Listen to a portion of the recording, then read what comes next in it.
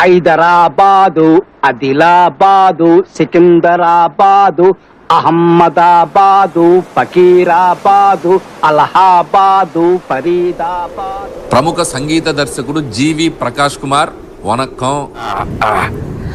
అది కంఫర్ట్ గా అలా ఉండు.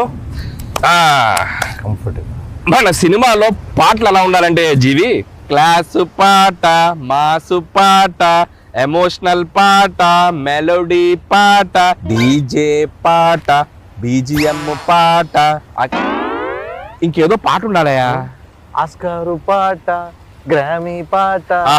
ఏమి టైం ఉందా జీవి నీలో? మ్యూజిక్ సిట్టింగ్ అని పిలిచి ఈ ఫిట్టింగ్ ఏంటి మహాప్రభు?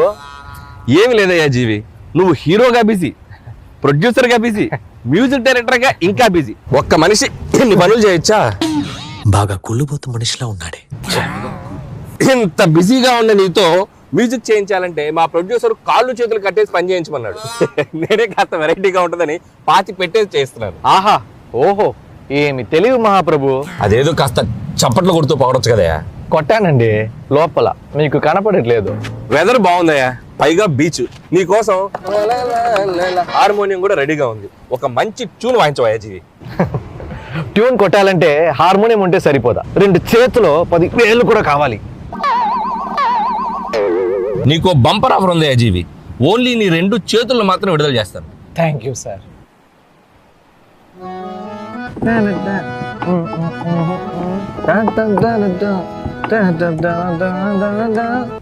అనిల్ సార్, చెప్పమ్మా.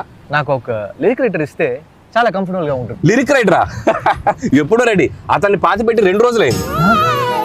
మాసు పాట, క్లాసు పాట, 2-4 పాట, 6-8 పాట, మెలోడీ పాట, ఫాస్ట్ పాట, అనిల్ గారు ఓకే చేసిన పాట.